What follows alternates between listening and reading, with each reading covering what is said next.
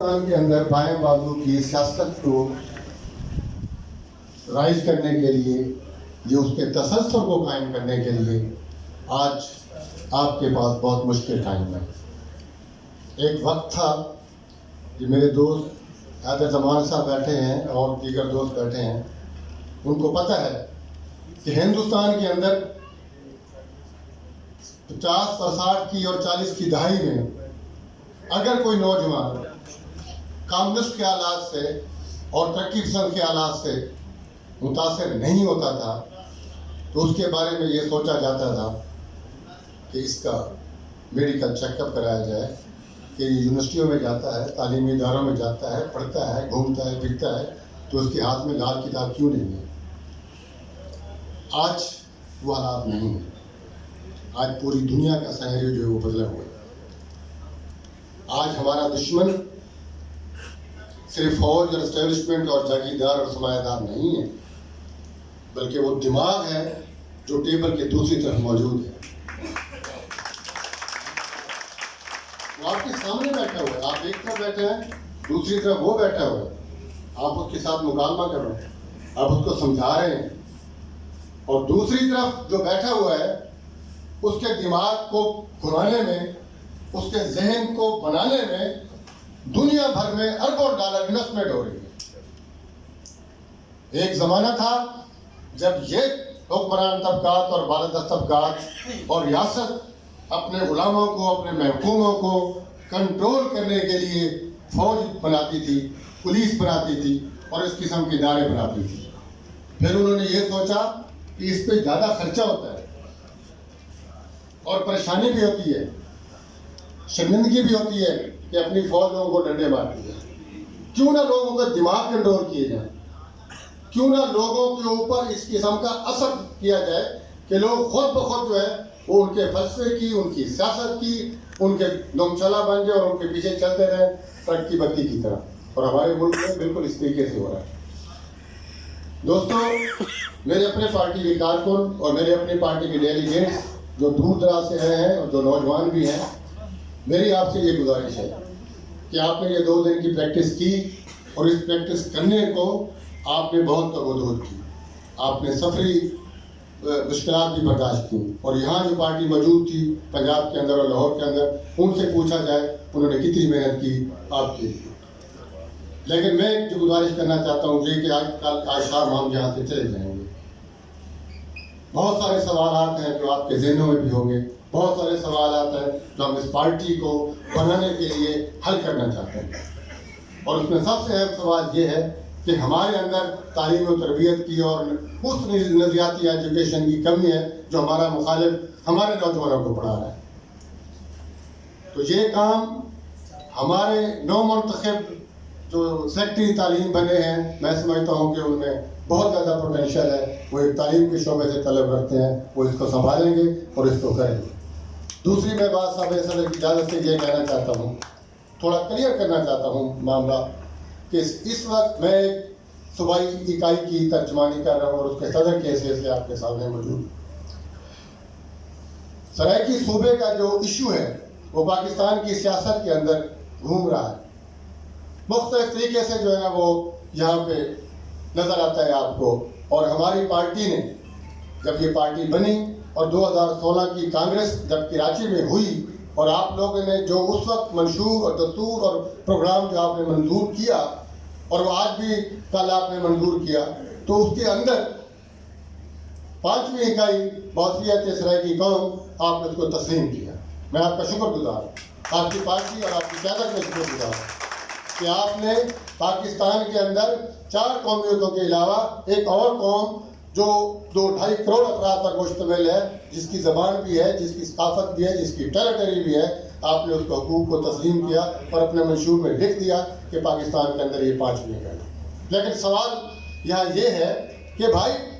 نون league بھی کہہ رہی ہے کہ وہ جنوبی پنجاب صوبہ بنانا چاہتے ہیں، پیپلز پارٹی بھی کہتی ہے کہ وہ سرائیکی صوبہ بنانا چاہتی ہے، ایون دین اب مین سٹریم کی تمام پارٹیاں جو ہے وہ اپنے پروگرام کے اندر، اپنی گفتگو کے اندر، اپنے نعروں کے اندر یہ کہتی ہیں کہ وہ سرائیکی صوبہ، جنوبی پنجاب صوبہ، فلاں صوبہ بنانا چاہتے ہیں۔ میں اس بات کو کلیئر کرنا چاہتا ہوں کہ جس طریقے کا صوبہ ہم چاہتے ہیں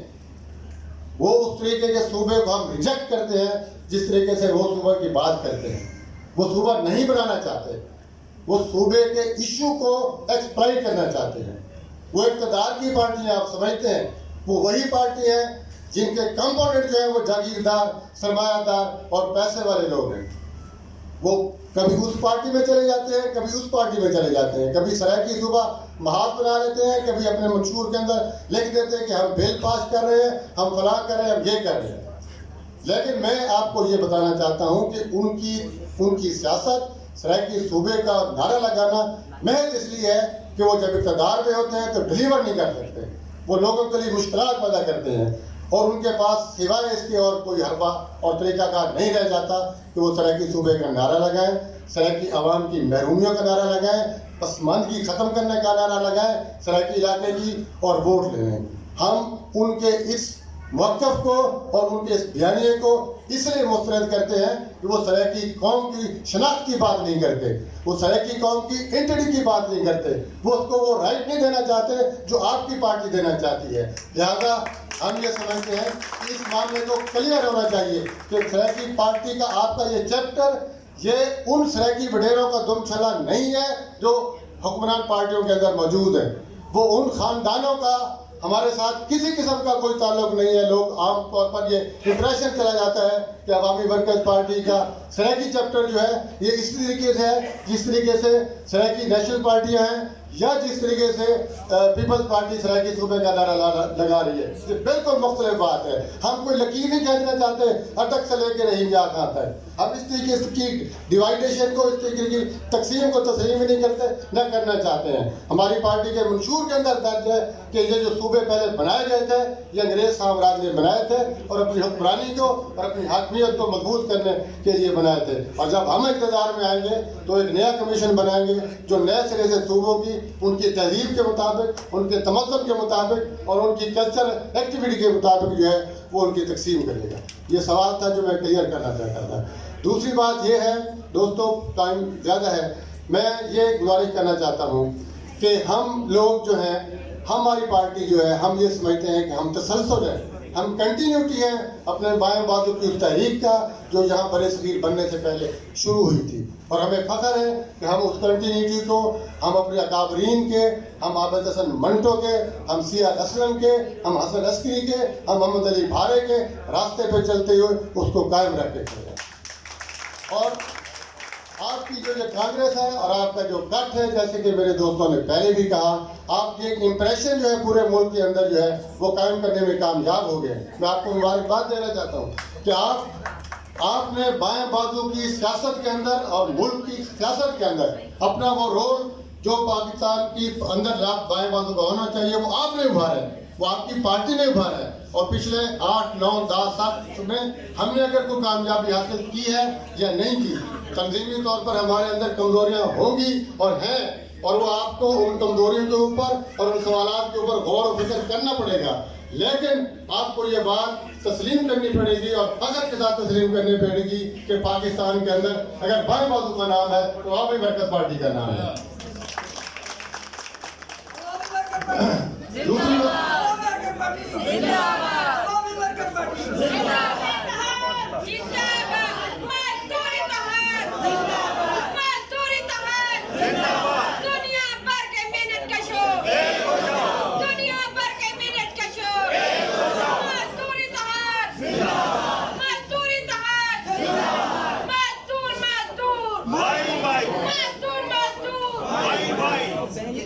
دوسری بات یہ ہے